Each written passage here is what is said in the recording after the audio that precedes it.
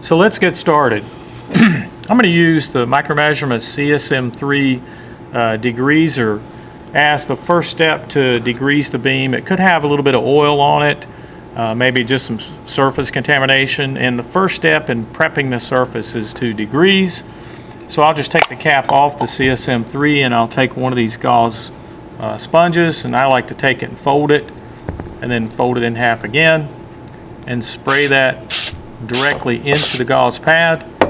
And then I'll just take it and wipe along the top surface of the beam and under, or on the underside, and kind of clean the edges and just basically just give it a good thorough degreasing.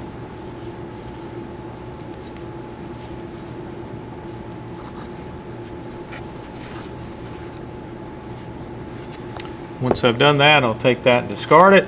The very next step is going to be to dry braid the surface of the beam. So we're going to use two different types of silicon-carbide paper. I've got a 320 grit that I'm going to start with first. You'll notice it's a wet or dry sandpaper. Very typical for like wet or dry sandpaper that you'd use for like prepping the surface of a car for paint. We like to use 320 grit as a beginning point on this aluminum, and then we'll follow it up with a 400 grit. And that'll leave about the right surface finish on this piece of aluminum to get a good bond with our adhesive. So I'm going to start with the 320. I'll just take it out, open it up. I'll take a piece that's about 1.5 inches long. I'll take the rest of it, put it back inside of that. And I like to take it and fold it in half like that so you have a little friction for your finger. And then the gauge installation on this beam, there's a little tick mark on the side. The gauge is going to be installed about 2 inches away. Actually, both gauges are going to be installed about 2 inches away from this end of the beam. And down here is going to be the load point. And we can tell that because we've got a little tick mark that tells us. So I'll just abrade back and forth, somewhere in the neighborhood of 10 to 12 strokes. And then once I've done that, the very next step, I'll discard that piece. The very next step is going to be to do a wet abrade. And with the wet abrade, I'm going to use a 320 grit paper as well, but this time I'm going to combine it with the red tip bottle, the InPrep conditioner. So what I'll do is take the conditioner, I'll open it up, put a few drops on the surface, close it back up, and then take another piece of this silicon carbide paper and again fold it. Put the rest of it back inside the little packet, and then I'll abrade back and forth. Again, about 8 to 10 strokes. What you're trying to do is lift off contamination, and you're also trying to introduce a uniform texture. We want some texture for that adhesive to be able to bite to it. Now, once I've done that, I'll take another gauze pad, and this time I'm going to dry up what's left on the surface of the beam. So I'll take it and start inside the cleaned area, use a single wipe. You'll notice I picked up quite a bit of contamination off the surface. I'll take it and I'll refold it to a clean side, start inside that cleaned area, and go the opposite direction. So right now we're making progress. So we've introduced the 320 grit paper, we've done a dry braid, we've done a wet abrade. The next step is going to try to get that surface finish a little bit smoother, and that's where we're going to use the 400 grit wet or dry sandpaper. So what I'm going to do is just take my scissors and just cut one end of that open. I'll close it, take that, throw it away. And again, I like to tear it at the fold. That's about the right length of paper. So I'll tear that, take the rest of it, close it back up, put it back inside of that vinyl packet so I can find it later. And then I'll take another few drops of the conditioner. And again, the 400 grit paper. And then I braid back and forth. I'm going a little slower just because it's in the camera, but I braid back and forth about 8 to 10 strokes. And then once you've done that, again, take another piece of the gauze pads inside the cleaned area using a single wipe. and then take it and refold it. Start at the same spot and go in the opposite direction. Now at this point you'll notice that some of the paper's gotten wet, so what I'm going to do is discard the top couple of sheets of paper, just so I'm going to work on a cleaner surface or a drier surface for the next few steps. And really the next step for us is to introduce a line so that we can position the strain gauge. And aluminum is soft enough that we can introduce a line using a 4H drafting pencil. Most folks don't draft these days by hand, but back in the old days, folks used paper drafting, or they used paper drafting techniques in these types of pencils. 4H, it's going to have a harder lead in it, although it's not lead anymore. And what I'm going to do is I'm going to take this beam and look to the side and transfer the marks on the side up to the top surface, just like that. Okay, and then once I do that, I'm going to take a straight edge.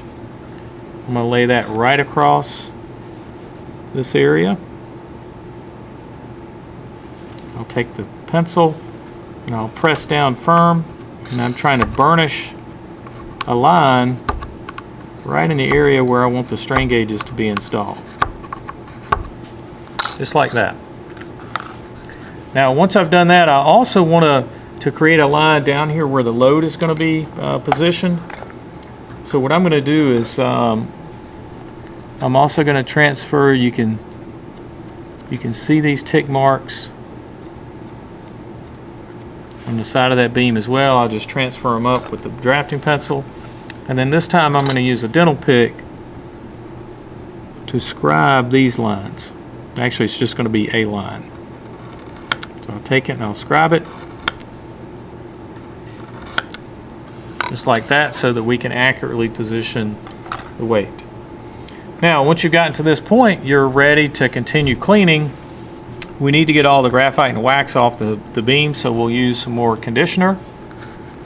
I'll take it and just kind of flood it around that. And then I'm going to use these cotton tip applicators. These are basically Q-tips with a wooden handle. And to open them up, I'll take the scissors. I'll just open it at the handle end. Take that, throw that away. And then take one of these cotton tip applicators, and then I'll scrub it. And you want to scrub right along the axis of the line first, because you're trying to minimize how much of the graphite and wax and whatever else is in there flows along the surface of the beam that you're trying to clean. And as one side starts to come up with some of that contamination, then just take it and roll it around to a clean side, and then scrub that area. Sometimes you'll find you'll have to use two of them, so I'll throw that one away and grab another one. And the cotton tips have a tendency to absorb quite a bit of moisture, so sometimes you got to add a little bit more conditioner. Take that, close it, and then scrub that surface. And you should be able to scrub this until this cotton tip comes up just about clean. You're using an etchant, so most of the time it'll have a little bit of a grayish tint to it. Once you're happy with that, take another gauze pad, fold it,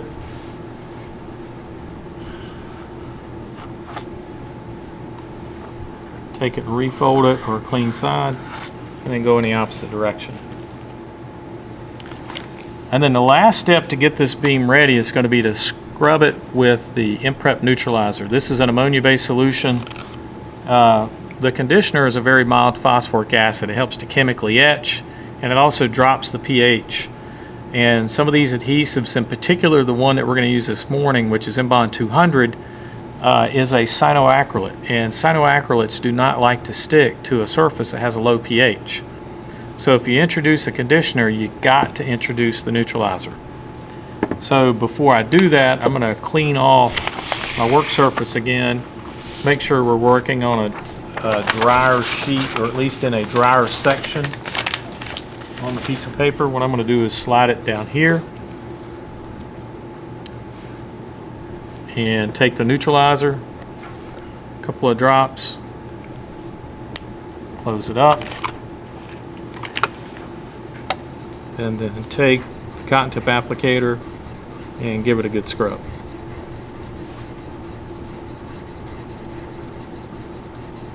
And you can see now it's coming up nice and clean. If your tips come up contaminated at this point, you probably missed a step somewhere in the process.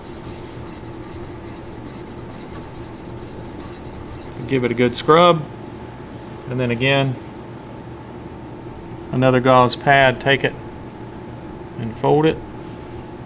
Start inside the cleaned area, single wipe through the target, then take it and refold it. Start inside that cleaned area and go the other direction. And at this point, this beam is ready for bonding.